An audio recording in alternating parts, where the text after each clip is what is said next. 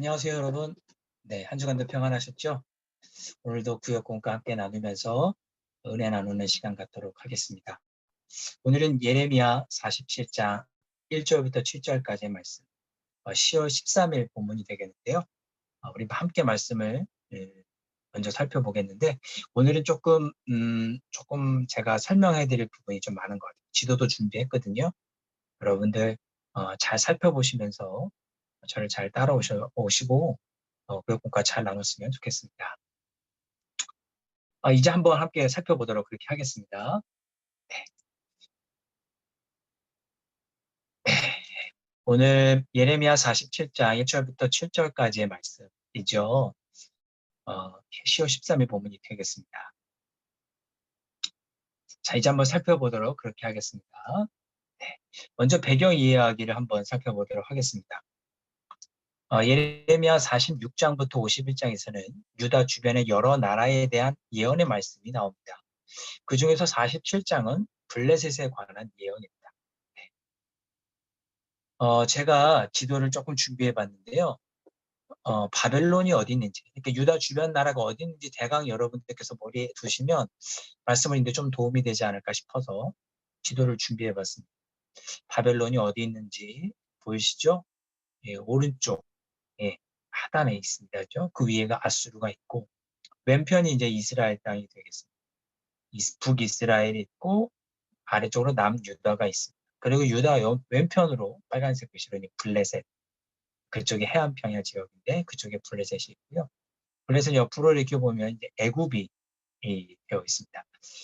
그리고 나라 이름 밑에 이렇게 성경 말씀이 있는 것은 이 지도가 그 나라와 관련된 어, 성경 말씀과를 이렇게 연결해 놓은 거거든요. 유다에 대한 말씀은 요엘, 미가, 이사야, 스바냐, 예레미야, 하박국, 바벨론 포로 이전에 이 남유다에 대한 선지자들의 말씀은 그런 말씀들이 나온다. 그렇게 되어 있습니다. 그렇게 보시면 될 것 같고요. 그리고 이스라엘 맨 아래쪽, 여러분이 보시면 정 가운데가 이제 조그만 이렇게 어, 호수와 또 긴 줄거 또 밑에 있는데 이제 모압이라는 나라가 가운데 보이시죠? 바로 왼편에 있는 것이 이제 요단강이고 위에가 갈릴리고 아래가 사해가 되겠습니다. 그리고 바벨론이 이스라엘을 침공하는 경로가 보여주는데요. 저렇게 바벨론과 아수르 사이에 있는 두 개의 강이 어, 예, 메소포타미아 지역인데요. 그쪽 경로를 따라서 유브라테스 강을 따라서 예, 바벨론과 아수르가 침공을 하게 되는 경우가 그렇게 됩니다. 이거 보시면서 유다 주변 나라가 예레미야 당시에 유다 주변 나라가 이런 나라들이 있었구나. 이렇게 한번 살펴보시면 좋겠고요. 그러니까 블레셋은 어디 있느냐? 유다 왼편 지중해 지역에 있는 곳이 블레셋 지역, 블레셋 나라였습니다. 그래서 조금 더 구체적인 지도를 준비해 봤는데요. 블레셋은 블레셋 평야라고 불리는 해안 평야 지대에 가사, 아스돗, 아스글론, 가드, 에그론 이 5개 도시가 중심이 된 도시 국가가 바로 블레셋이었습니다. 지도를 좀 천천히 보시면 제가 네모 박스 빨간색으로 쳐놓은데 블레셋이라고 보이죠? 블레셋 바로 옆에 이제 해안 평원이라고 되어 있는데 여기가 평지입니다. 평원인 거죠. 그래서 사람들이 살기 좋았던 그런 지역입니다. 이 블레셋의 원어적 의미는 외국인 또는 나군의 이주자라는 뜻을 갖고 있습니다. 이런 이름이 붙은 이유가 있는데요. 블레셋 족속은 원래 지중해 크레타 섬에서 팔레스타인 서남 해안 지역, 지금의 해안 평원 블레셋 지역으로 이주해와 비옥한 땅을 차지한 그리스계 해양 민족이었습니다. 그래서 이쪽으로 이주해 온 사람들, 그래서 외국인, 나그네, 이주자의 땅 이런 이름이 붙게 된 것이죠. 이들이 머문 지역은 남으로는 애굽, 북으로는 아수르 또는 바벨론과 인접한 그런 남북 연결 지점의 전략적 요충지였습니다. 제가 지도를 하나 더 준비해 봤는데요.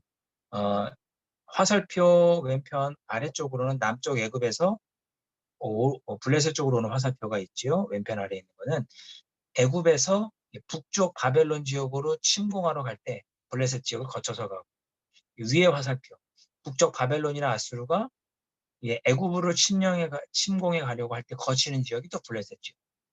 그러니까 북쪽과 남쪽에서 강대국 애굽과 아수르 또는 바벨론이 서로를 애굽이나 바벨론 서로 이제 전쟁하고 침공할 때 꼭 들르는 지역이 블레셋 평원 지역이었어요. 전략적인 요충지죠.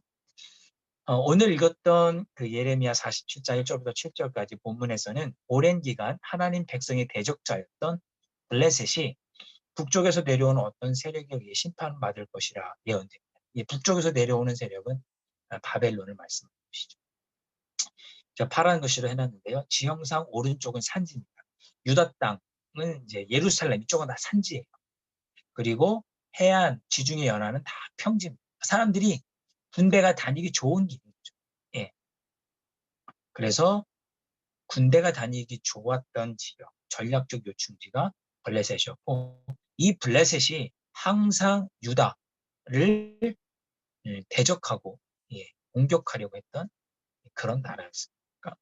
그러니까, 길게는 이스라엘, 짧게 남유다의 입장에서 보면 굉장히 눈에 가시 같은 민족이 블레셋 민족인 거죠. 자, 말씀 나누기로 들어가 보도록 할까요? 관찰과 묵상 1번입니다. 하나님이 블레셋에 대해 말씀하신 때는 언제인가요? 또 물이 부족해서 일어나 휩쓴다, 물이 북쪽에서 일어나 휩쓴다는 것은 어떤 의미일까? 1절부터 3절을 살펴보면 하나님이 블레셋에 대해 말씀하신 때는 애굽으로부터 크게 위협받던 상황이었어요. 유다가. 그리고 물이 북쪽에서 일어나 블레셋을 휩쓴다라고 하는 것은 북쪽에서 침공해온 나라에 의해서 블레셋이 멸망당할 것이다라는 것을 상징적으로 예언해 주시는 말씀입니다. 자, 적용과 나눔. 하나님이 열방의 심판을 행하신 이유는 무엇일까요? 하나님의 절대 주권 아래서 내 삶은 어떠해야 할까요? 어떻습니까? 하나님의 통치에 대한 어떤 그런 거부, 하나님만을 섬기지 않았던 블레셋 사람들이 사사기에 보면 다곤신이라든지 에글론신, 하나님을 섬기지 않고 우상들을 섬기고, 그러니까 하나님을 섬기지 않고 우상을 섬겼다는 것은 하나님의 통치를 받지 않고 살겠다. 하나님의 뜻대로 살지 않겠다라는 것이죠. 그래서 하나님이 열방의 심판을 행하신 이유는 우상을 섬겼기 때문에 더 깊이 있게 보면 하나님의 통치, 하나님의 뜻에 대해서 거부하였기 때문에 심판받게 된 것이죠. 자, 계속 살펴보면 하나님의 절대 주권 아래서 내 삶은 어떠해야 할까요? 자, 여기 이렇게 써놨습니다. 블레셋에 대한 심판은 많은 민족의 경종을 울리기 위함이다. 여러분 어떻게 생각하십니까? 그렇습니다. 블레셋에 대한 심판은 사실 여러 민족에 대한 하나님의 경종인 것이 분명하죠. 그럼 오늘 우리에 대한 경종이 될 수도 있겠죠. 말씀을 늘 준비하고 오늘 이렇게 구역 공과를 준비하고 한 사람의 목사로서 그 이전에 한 사람의 그리스도인으로 살면서 하나님의 뜻대로 살아간다는 것이 참 어렵다는 것을 압니다. 하나님의 뜻대로 살아가는 것이 어렵지만 저는 적어도 그랬던 것 같아요. 하나님을 부인해 본 적은 없고 내가 하나님의 뜻대로 살아야 된다는 것을 부인해 본 적은 없습니다. 의심해 본 적도 없는 것 같아요. 저는 여러분들이 오늘 말씀을 보면서 그런 생각을 하셨으면 좋을 것 같아요. 내가 하나님의 뜻대로 살아야 하고 하나님의 섭리를 따라 살아야 하지만 섭리를 따라 살면서 하나님의 뜻대로 하나님의 그 다스리심을 받는 삶을 살아야 하는데 그것이 잘 못할 때가 있거든요, 우리가. 그래서 낙심이 될 때가 있죠. 그건 괜찮습니다. 그러나 그건 절대 잊지 않으셨으면 좋겠는 게 뭐냐면 한 가지는 제가 방금 말씀드렸던 것처럼 내가 하나님을 인정하고 하나님의 뜻대로 살아야 하는 사람이라는 것을 절대 잊지 않으셨어요. 그런 자에게 심판이 임하는 것을 블레셋을 통해서 하나님께서 경종을 울리셨다, 우리에게. 오늘 말씀을 그렇게 이해하시면 좋지 않을까. 계속해서 한번 말씀을 또 살펴보도록 그렇게 하도록 하겠습니다. 네. 자, 관찰과 묵상 2번이 되겠습니다. 블레셋에는 구체적으로 어떤 심판이 임하나요? 여호와께서 이를 명령하셨은즉 이란 말씀에서 무엇을 알 수 있나요? 마치 제가 좀 잘못 읽었네요. 여호와께서 이를 명령하셨은적이라는 말씀에서 무엇을 알 수 있나요? 자, 먼저 블레셋에는 구체적으로 어떤 심판이 임하는가 하면 블레셋 사람들을 진멸시키고 그들을 돕는 자들까지 다 끊어버리시겠다라고 하셨습니다. 그리고 여호와께서 이를 명령하셨은적이라는 말씀을 무엇을 아시느냐? 글씨가 조금 틀렸네요. 하나님께서 심판의 절대 주권자이심을 우리가 알 수 있습니다. 하나님께서 명령하셨다. 그 심판을. 그 심판의 주권자는 하나님이시구나. 적용과 나눈 보겠습니다. 현재 당면한 고난이 하나님이 허용하신 것임을 인정할 때 고난을 대하는 내 태도는 어떻게 달라질까요? 지금 겪고 있는 고난의 의미를 우리가 찾게 되지 않을까? 저는 그렇게 생각합니다. 이것은 하나님께서 제가 방금 전에 말씀드렸잖아요. 적용과 나눔에서 우리가 하나님의 뜻대로 살아야 한다는 것을 우리가 절대 잊어서는 안 된다. 우리가 때로 하나님 뜻대로 살지 못할 때도 있지만 그럼에도 불구하고 내가 하나님의 뜻대로 살아야 되는 존재라는 것, 하나님의 다스림대로 살아야 된다는 것을 절대 잊어서 안 된다고 말씀드렸잖아요.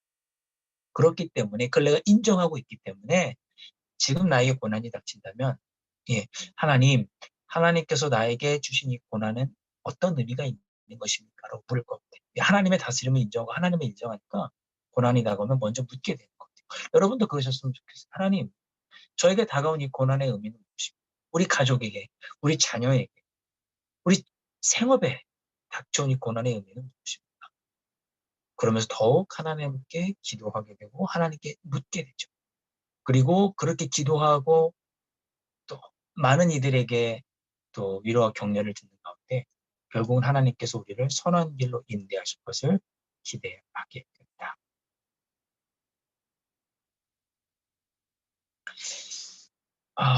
네. 저는 여러분들께서 음, 이런 심판에 대한 말씀을 읽으실 때 음, 그런 생각을 하셨으면 좋겠어요. 내가 구원받았나 안 받았나 이런 의심은 절대 하지 않으셨으면 좋겠고요. 우리는 이미 하나님의 자녀입니다. 우리는 구원받은 하나님의 자녀예요. 우리가 하나님의 뜻대로 살아가려고 애를 쓰지만 때로 실패하고 넘어질 때가 있죠. 그것은 하나님 마음을 아프시게 될지 모르겠지만 우리가 지옥 갈 일은 아니에요.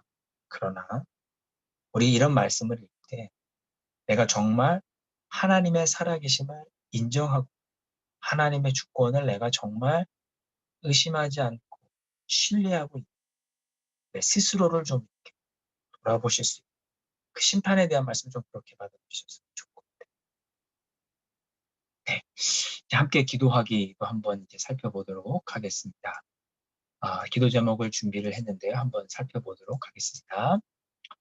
함께 기도하기. 하나님을 온전히 신뢰하지 못하는 저희의 연약함을 긍휼히 여겨 주시옵소서. 전능하신 하나님의 주권을 믿고 하나님께 기도하는 삶을 살게 하옵소서. 기도의 제목이 속히 응답되는 은총을 누리게 하여 주시옵소서. 정말 여러분이 온전히 하나님을 신뢰하고 그리고 하나님을 신뢰하는 가운데 깊이 하나님께 기도하고 또 그 기도의 제목들이 하나님의 때 속히 응답되는 귀한 은총을 누리실 수 있도록 주님의 이름으로 축복합니다. 함께 기도하시겠습니다. 하나님 아버지, 부족하고 연약한 저희들임을 고백합니다. 하나님의 자녀이면서 하나님을 믿는다고 고백하면서도 삶에 다가온 문제들을 마주할 때마다 아버지 하나님, 하나님을 모른 척할 때도 있고 하나님의 뜻을 온전히 섬기지 못할 때도 있습니다.